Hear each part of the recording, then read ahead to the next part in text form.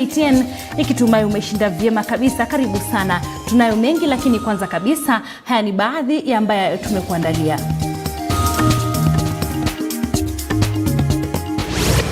Viongozi na wananchi wanaendelea kutuma risala za rambirambi kufuatia kifo cha mfanyabiashara tajika mjini Eldoret, Jackson Kibor. Wahudumu wa matatu katika kaunti ya Kisii watoa wito kwa serikali kupunguza bei ya mafuta iliyosababisha ongezeko la bei za bidhaa nchini.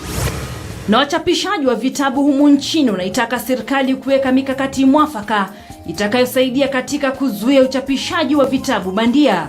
You fail to understand where they got these books. It's always a challenge.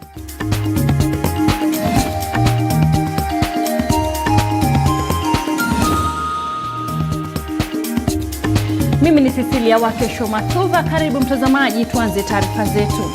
Waziri wa elimu Profesa George Magoha amesema huenda matokeo ya mtihani wa KCPE uliokamilika wiki jana yakatangazwa juma lijalo. Akizungumza katika shule ya sekondari ya Kayole South alipokuwa akikagua mtihani unaoendelea wa KCSE, Magoha aidha amesema mwalimu mmoja amekamatwa leo kwa tuhuma za kupanga wizi wa mtihani huo. Up to now, the exam is going on well, except once again our security agencies across the country have picked one other bold teacher who opened and scanned a paper that was supposed to be done, the second paper, somewhere in Boni. And as I speak, I think they could have arrested him or her by now.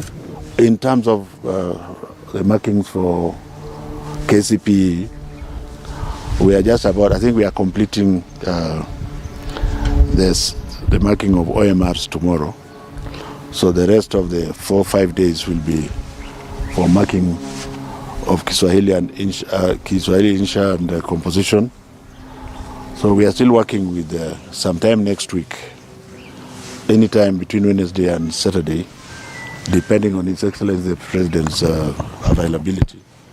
We should be able to tell our children how they have performed, and I think this is good so that the parents can start planning for them. Na viongozi na wananchi wanaendelea kutuma risala za rambirambi kufuatia kifo cha mfanyabiashara tajika katika mji wa Eldoret, Jackson Kibor. Mzee Kibor ambaye anatambulika na wengi kama mwenyekiti wa kongamano la wanaume kutokana na vijimambo vilivyotawala maisha yake ya ndoa, aliaga dunia akipokea matibabu katika hospitali ya St. Luke's mjini Eldoret.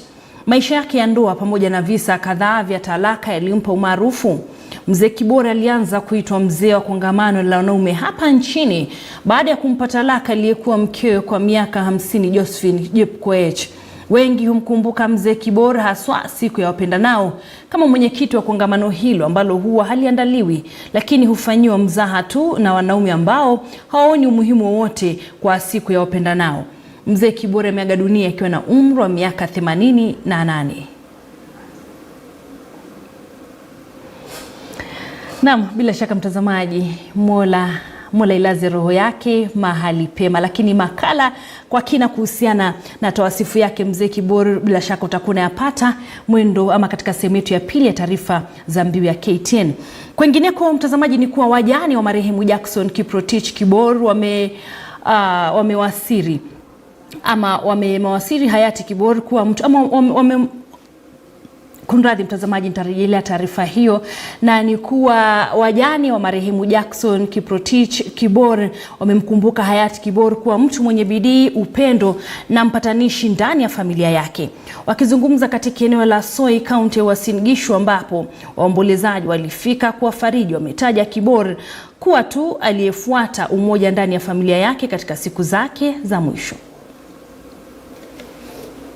Juzi in his last minutes sasa akasema sasa nataka watu ya AIC wanipatize. Akaita mzee Silas Yeko, akakuja akampatiza. Until then now tunamjua ako upande wa AIC kanisa. Tunasema asante. Tutazidi kuwaambia mengi.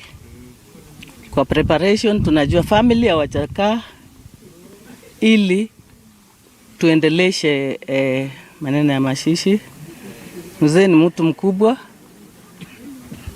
mwenye watu wengi watakuwa ndani ya kufanya hiyo preparation.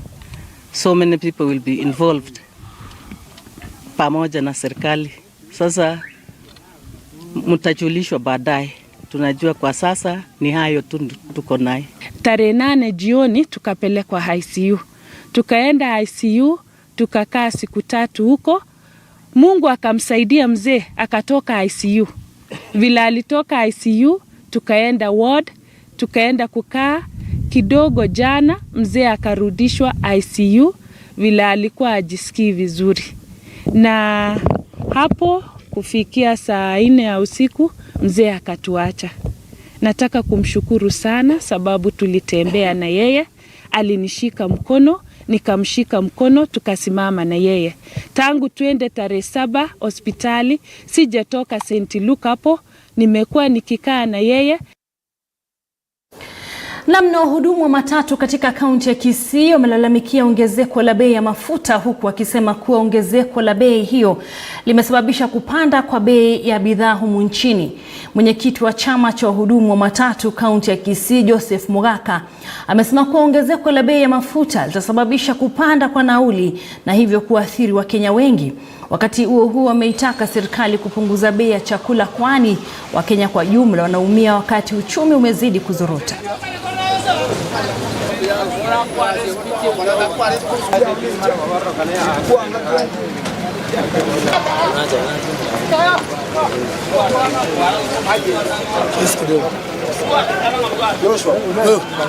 Msimu huu hakuna mtu a travel, kila mtu ana travel, na vile wameongeza 5 shillings per liter, hiyo inaenda kuaffect wa sector. Kwa hivyo unajua matatu, kila kitu kinakuja na matatu na gari. Kwa hivyo itakuwa affection itakuwa across the board. Hivyo ningeliomba serikali iweze kuingilia, wasiongeze mafuta anyhow, kwa sababu kila kitu kikianza wanasema ati Russia na hiyo nchi nyingine ati zimepigana. What does it mean to Kenya? Kwa nini inatu affect? Kwa sababu tuko na mafuta kule Turkana. Hiyo mafuta yetu haina value. Wanasema ya Russia ndio iko na value. Wao wanatuambia ile mbele nya tuoni, lakini ya saa hii hatuoni. Na sifurahi hivyo. Mimi mwenyewe as an individual I'm not happy. So I'm urging the government to try its level best to lower the prices of fuel and everything concerning oil, so that kila kitu kikisafirishwa kinasafirishwa kwa bei ya chini, sukari rudi chini, kila kitu rudi chini, hata familia zetu zifurahie. Sababu ina maana mafuta imepanda juu, vyakula viko juu, shule tunaambiwa ni free education, bado tunaitishwa pesa kidogo kidogo, ati mtihani mara nini. Sasa ni kama ninalipa school fees indirect. Na wachapishaji vitabu humu nchini wameitaka serikali kuweka mikakati mwafaka itakayosaidia kuhakikisha kuwa inazuia uchapishaji wa vitabu bandia na kuvisambaza katika maduka ya kuuza vitabu nchini. Wakizungumza mjini Busia wakati wa kongamano na walimu wakuu wa shule za msingi eneo la Magharibi, wakiongozwa na mkurugenzi mkuu wa chapisho la Targeters Publishers Peter Kiari, wachapishaji hao wamelalamikia kukithiri kwa vitabu bandia katika maduka ya kuuza vitabu humu nchini, na hivyo basi kuwanyima fursa ya kupata faida ipasavyo katika vitabu hitajika. Wameitaka serikali kuhakikisha kuwa inaweka mikakati mwafaka ya kukabiliana na wahusika hao, mbali na kutoa adhabu. Hata kabla ukitoe ama ukisha kitoa, unapata mwingine naye amekichapisha, lakini unapata naye amekichapisha vibaya na anauza pesa kidogo. So unapata anatumia jina lako kuchapisha kitabu chako, kinatoka kama ni kibofu, alafu tena unapata bei yake pia ni ya bei ya chini. So unapata wanafunzi wanapata vitabu ambavyo sio quality, it's not quality material, but your name is there. So you find your name is in the market with a product that is not of your standards, of your quality. Na tungetaka kuuliza serikali hapo ingilie. They are the one who hold even books coming from outside. Like here in China, many people are taking books to be printed outside nation. Yet they are killing local industries, and we want our sons and our daughters wapate riziki hapa. Kwa hivyo vitabu zinapoenda kuchapiwa nje, Napokuja katika bandari ya Mombasa, they can be able to see. They need to go deeper and understand, because everything now is technology. Wakienda kwa mtandao, the contacts are there, the website are there. To call somebody muulize, are you aware that we have books in our port? And that thing, they'll be able to kill these pirates. They are rich people who are doing all the manner of things to kill the local industry. And you find your books in the bookshops, and you fail to understand where they got these books. It's always a challenge. You've produced quite a number of copies, and they remain in the bookstore. And when you go around the country, you find your books are available, and they are selling them at maybe let me say my book is costing 500 shillings. You find this guy selling the books at 350 shillings, 400 shillings. Then you fail to understand where did this person get the books. Kwingineko, tume ya maadili na kukabiliana na ufisadi EACC imesisitiza kwamba itaendelea kupigania maadili mema pamoja na kukabiliana na ufisadi kwa kuzingatia sheria bila kupendelea mrengo wote wa kisiasa. Tume hiyo imeshikilia kwamba itaendelea kushirikiana na mataifa mengine barani Afrika kukabiliana na watu wafisadi. Kwa upande wake, Jaji Mkuu Matokeo ameahidi idara ya mahakama kuwa itafanya kile iwezalo kukabiliana na ufisadi bila kuhujumu sheria. By the Embassy of the Federal Republic of Germany. The Vice Chair of IEBC joined the team.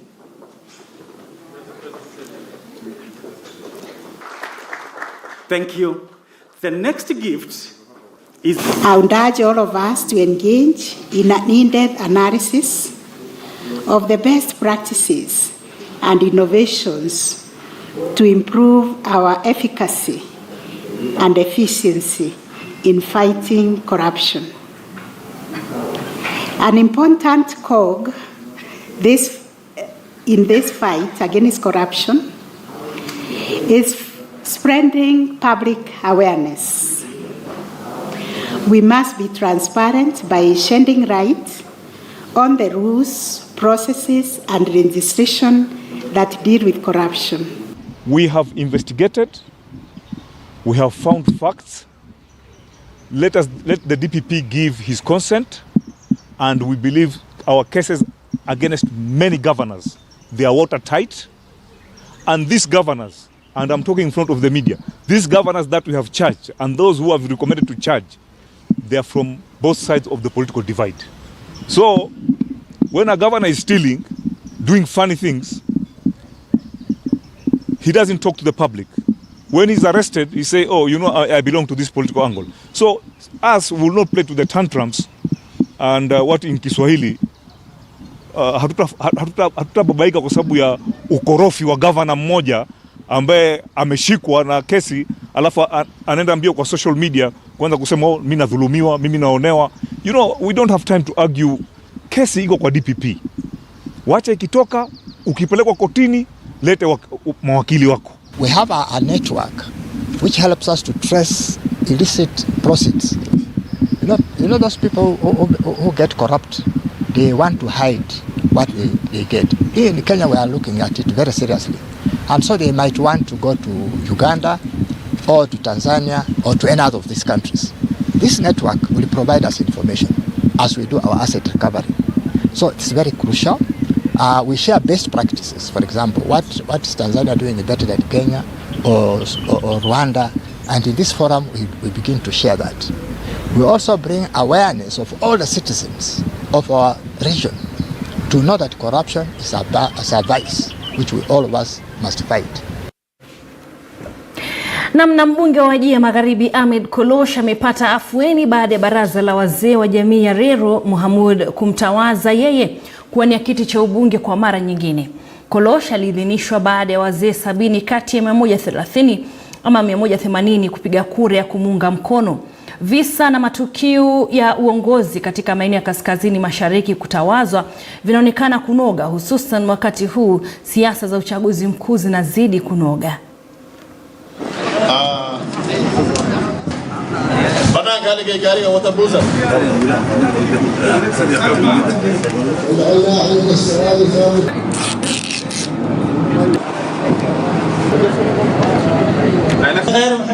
People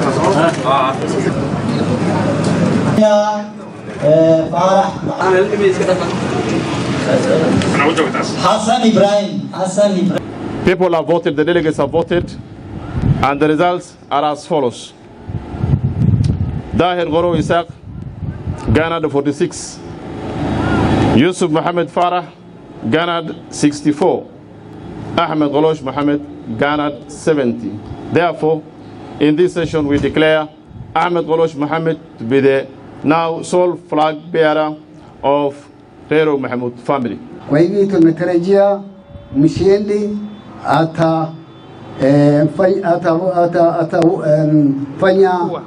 na kuleta watu pamoja ili awe mshindi kwa uchaguzi ambao itakuja. Na mimi sina maneno mingi, nilisema mara mingi nitakuja kukubali vivyote ama chochote ambazo zitatokea hapo. There were no competitions. There was a decision that was supposed to be made by members of one family among 3 brothers who were not necessarily competing, but who were all interested to serve the community. And in that pursuit, we all subjected ourselves to a process that we accepted we will abide by the outcome. Thanks to the delegates and the community, I was today endorsed as the community's flag bearer. Na sasa tugeukie masuala ya kilimo, na ni kuwa zaidi ya kaunti 18 zimevamiwa na jeshi la viwavi, huku wanasayansi wakisema hali hiyo imechangiwa na mabadiliko ya tabia nchi, haswa ongezeko la joto. Wakulima katika kaunti ya Taita Taveta wameshauriwa kuzingatia mbinu ya kibiolojia ya ukuzaji wa nyasi aina ya bracharia yenye uwezo wa kufukuza wadudu. Hezron Kimari na taarifa hiyo kwa kina. The environment and agricultural sectors in Taita Taveta County are calling for quick, rapid assessment and na mkunradhi mtazamaji, tutakuwa tunapata taarifa kwa lugha ya Kiswahili hivi punde. Lakini tukisonga mbele ni kuwa tume ya huduma kwa polisi imetoa wito kwa vijana kujitokeza kwa wingi kwa zoezi la kuwateua makuruti lililoratibiwa kufanyika tarehe 24 mwezi Machi. Akizungumza huko Kirugoya katika matayarisho ya zoezi hilo, Naptali Rono ambaye ni kamishna wa tume hiyo anasema baadhi ya vijana wanakosa kukamilisha mafunzo hayo ya polisi kwa sababu wanakosa kuweka wazi baadhi ya matatizo ya afya walionayo mawazoni. It will punish the person who has stolen that property. Here, kwa Kiswahili, we prevent, and therefore we are not very good in crime. The policeman will never be your friend. Prevent crime by patrols. We deploy. Another function is apprehension of his liberty, natural liberty. Our training is also looking at the trend of crime, which has become a little bit technical because of the emerging technology. So our trainers have also been trained on how to conduct the training of the very officers to meet the challenges when they come out. We know very well that the public are also very much enlightened today, not like before. So our officers are actually trained in a way that they meet all the challenges when they pass out. And usually when they pass out, after those vigorous 9 months training, we don't just deploy them alone. We deploy them alongside other experienced officers so that they also gain experience. So they become on-job training until when we are sure they can be deployed themselves without other experienced police officers. These are basically sensitization exercises targeting those who want to join the National Police Service. You are aware that the National Police Service will be carrying out recruitment on the 24th of this month. So this exercise comes before that recruitment and essentially to sensitize the potential recruits on what the commission stands for, the mandate of the commission, what it takes to become a police officer, the requirements for entry into the National Police Service, the work environment of a police officer. Na katika kaunti ya Machakos, kamanda wa polisi Isa Mohamud amesisitiza umuhimu wa kuelimisha vijana kuhusu uamuzi wa kujiunga na idara ya polisi. Anawataka vijana kutoa uamuzi unaofaa na haswa makadirio yao kutoka kwenye idara ya polisi.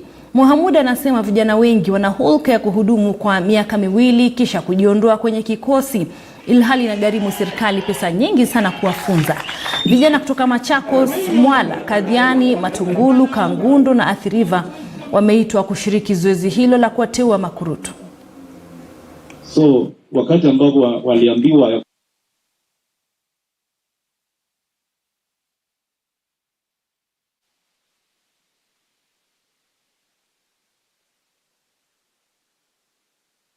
the essence of the whole exercise is to sensitize the youth prior to making a decision and joining the police service, National Police Service, so that they can make an informed decision on the expectations.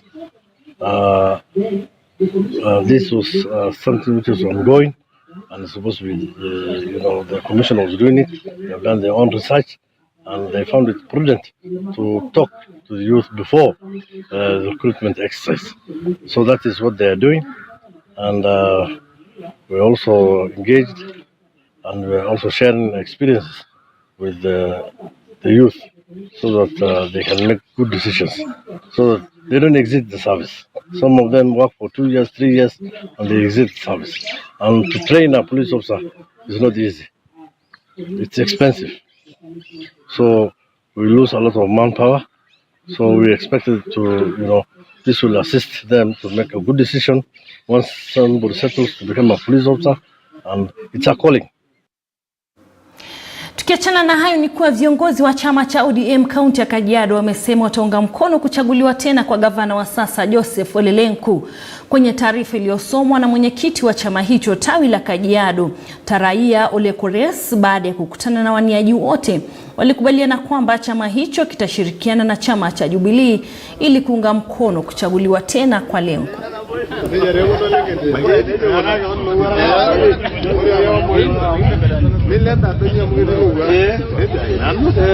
So how would you want to set up?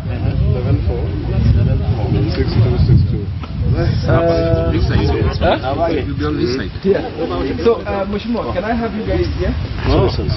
Oh, hello. Yes.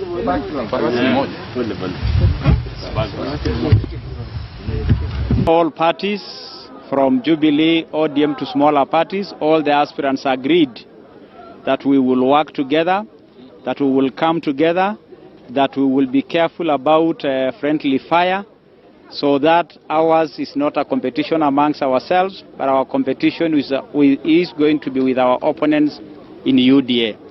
And so I want to thank all the aspirants in Kajiado County who joined in my meeting today, where I put the emphasis of us working together. I made my request to them to be their governor, and they graciously accepted. We agreed that even where we have candidates from our own parties, we will continue to have a conversation. Whether we are going to have negotiations or nominations or even agreed settlements of some position is a journey we will walk carefully. But the important thing is we have agreed to work together. Tumekubaliana ya kwamba tutachukua kiti cha seneta na kiti cha women rep kama chama cha ODM. Tumekubaliana pia tutachukua viti vya bunge vitatu, ya Kajiado East, ya Kajiado Central na Kajiado North. Tumekubaliana pia kwa upande wa MCA tutachukua 50-50. Na tuelekee pwani ambapo chama cha Pamoja African Alliance PA kinachohusishwa na gavana wa Kilifi Jeffa Amason Kingi sasa kimeanza kupata umaarufu kufuatia juhudi za viongozi wa chama hicho kuimarisha msingi wake eneo la pwani. Tayari chama hicho kimepokea wagombeaji wengi wanaopania kuwania nyadhifa mbalimbali za uongozi, kuanzia uwakilishi wadi, mwakilishi wa kike, seneta na hata ugavana. Hii Jilore iko tayari kupa na wewe ili kutimiza ile ndoto ya wale waanzilishi wa taifa letu tukufu la Kenya. Ombi letu gavana ni kuwa utuangalie maslahi yetu, na sisi tutaungana na wewe. Hawa vijana wako tayari kushikilia chama mpaka mwisho. Kweli ama si kweli? Mheshimiwa Gavana, kuna tetesi ya kwamba huu mchujo kuna mambo fulani, na sisi tunakuomba kuwa mchujo huu uwe wa huru na haki. Mchujo huu uwe wa huru na nini? Na haki. Hiki chama kina manufaa na kitakuwa na manufaa mengi zaidi mbeleni. Ninachowasihi ni kwamba tushirikiane. Wale viongozi wote ambao tunagombea na chama cha PA, mtushike mkono, mtupitishe mchujo, mtembee na sisi, tupite kwenye debe. Kuanzia gavana mpaka MCA, wote wawe ni wa chama chetu cha PA. Ndio tuweze kuwa na nguvu katika meza ya kitaifa, sisi kama wapwani, kuweza kupigania haki zetu. Kumezungumziwa kuhusu swala la ardhi, kumezungumziwa kuhusu swala la maendeleo. Hayo yote tutayafikia kitaifa ikiwa tutakuwa tumepitisha viongozi kwa chama cha PA. Tunajua tulikuwa na vyama vya zamani vya kisiasa vilikuja hapa vikatuhadaa, tukawa wafuasi. Tulipofika kule bunge mambo yaliharibika. Viongozi wetu hawakuwa na semi katika nyumba ya kitaifa ile, ndio maana maendeleo huku kwetu hayakuendelezwa ya kutosha na vingine tukapokonywa. Mna habari kwamba siku hizi bandari operation zake ziko Nairobi. Haya mtazamaji, kwa taarifa hiyo ni ruhusu nichukue mapumziko mafupi, lakini kumbuka tukirudi tungali na mengi, ikiwemo taarifa kuhusiana na maisha ya mzee Kibor, mwenda zake wakati wa siku za uhai wake. Endelea kuwa nasi.